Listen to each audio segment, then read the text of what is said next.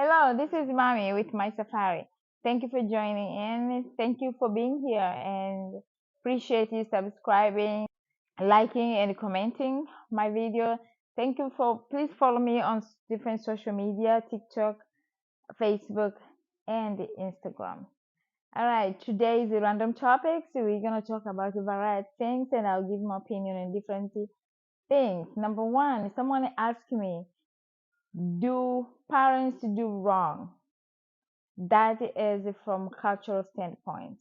In my culture, we were told that parents never wrong, and if they are, then you have to find a way to approach them.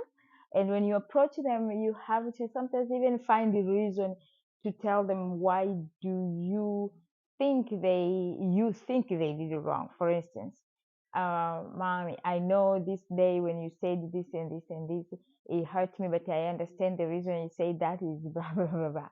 It's the most toxic way, but things are changing.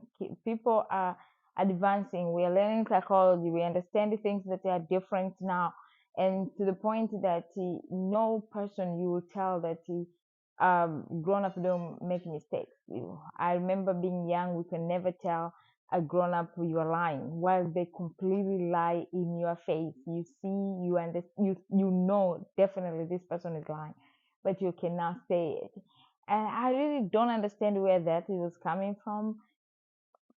With experience, I see of my children, I apologize all the time when I'm wrong, when I make mistakes, because they need to understand I'm not perfect. If I raise them thinking I'm perfect, and then what kind of individual am I expecting them to become? There will be people that will have a hard time to relate to other people because they will be wrong, they will never apologize, they will be wrong, they will never be able to get to that sense. And then you wonder why we have so many narcissistic people in the relationships, or people who are projecting everything, people who don't care about other people's feelings. It's because these people were raised to believe that at certain age people don't make mistakes, whatever that is. So that is one. I don't believe that parents make mistakes 100%. Um, Number two, uh, I was asked, is it okay to let go of a friendship if it causes if it damage your mental health? Absolutely, absolutely. I don't care how many years you have invested. A friendship has to go through nature of problems, but not you causing problem to each other. If that makes sense. I mean, in friendship, one person can go through. There are things I think that I believe they're tolerable and they do not damage a friendship, but there is no way that one person is using the other and the other knows that this person is using me, and they're trying to come to the common ground so they can speak and talk about it out, and the other person don't want to talk about it. Then what's the point of having this relationship? I mean, the relationship have to bring more of joy, happiness, um understanding. And if all it brings is misery, walking on the eggshells, cannot ask certain things if someone is going to blast out. No, I don't need. You don't need that kind of friendship. You are supposed to protect your mental health, and if that person has to go, gotta go. That is just, to me, I think it is perfect choice. Is tolerating.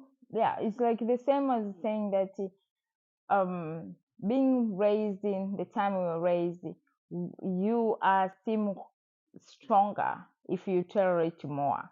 If people do so much BS and nonsense and you take it, that means, wow, look at you, you're very tolerant, and it's a good thing. But now we are learning that is survival mode and it's nothing good about it, nothing at all. You're gonna get dry, and then eventually people will not be able to be around you. You'll be exploding, you'll be miserable. I mean, you will cause even your own uh, um, I mean, suffering of your mental health. You're not going to be in peace. It doesn't. No, I don't think that's good at all. Another thing is why do I always talk about the self care? This is a good question. So the reason I always talk about self care is because I believe that there is in any relationship that I am in. So that's I'm coming to talk about my own safari. In every relationship I am in, I come in as a whole, as a person, as a whole. So meaning that I am working on myself every day. I I work in my mental health. I take care of myself. I recognize the things that I know are my weaknesses. I recognize my strengths. I do my best to bring my strength, to bring my weakness to those who love me and care for me, that I don't have to hide. I do all these things so that I can be a whole in any relationship, any type of relationship. That being said, I am so blessed that I am able to have friends who do the same on their own time. And there is this beauty when we meet, when we are together. There is this beauty that we don't see constantly correcting each other, constantly, rebuking each other, making fun of each other. No, it never happened. And that beauty give me fuel all the time that this is something good I need to do. Number two, I have children. When you have kids, you have to show up in your best, meaning that if you don't take care of yourself, you're going to be drained. Because my life itself is so scattered. I work full time. I have children at home 3 days a week that I homeschool. One of them 100%, another one I just follow up on her. I have this YouTube channel. I have a lot of things going on.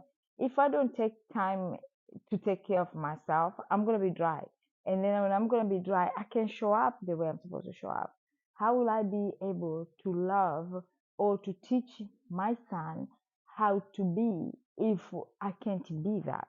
How will I be able to tell him, don't yell at your sister while all I do is yelling because I'm exhausted, because I don't take care of myself, because I don't take time to love myself, because I don't take care of the issues that I'm facing? All that is somehow going to spill backward to someone else who don't deserve that. And then you're going to end up creating all these conflicts. So self-care to me is very important. Now, even if you have followed my channel for over 6 months now, oh yeah, 6 months already. One thing I do not do is talk much about relationships. And no, I'm talking about romantic relationships. And the reason I don't do that is because I believe that there is so much that has been said already, a lot being said. I have my opinion with time and how we go forward. I will be, but more of it, I'll talk about one person, two people individually, separately. Okay? Because here's the thing, before we used to, in a relationship, we have to bring 50-50. And people start bringing 50-50. And then you are 50 and my 50 don't correspond. You are bringing 50 financially, I'm bringing 50 home care, and then financial 50, your 50 is not enough, and my home care 50 is not enough, and here we are, we start quarreling on that basis. So I figure out that you have to be 100% in everything that you can be. You have to be 100%. Now, the question is, can you be 100% all the time? No, you can't. But when you are bringing your whole person, even if today you show up with 20%, but your goal is always to be there 100%. Now, when when we look at it and you think the other person has to bring more than you bring, whatever that's supposed to mean, but in categorically, I'm talking about everything. Like I'm not talking specifically finance or home care or no. What I am saying is you and your psychic, you and your emotional, you and your mental well-being, you and that's what I'm talking about. Myself with my emotions, my my whole as a person, not in my whole things that are outside me. That is a subject of another day. But right now, that's mostly what I'm talking about. Because when I sit down and I tell the other person that, hey, when you say this and this and this, you have either, let's say there is a problem arise, and I say, hey, if it's a husband, a boyfriend, or whatever, if you tell that person, hey, what you when you say such and such, you hurt my feelings, that person has to be able to understand, at least has to be able to say, can you elaborate more?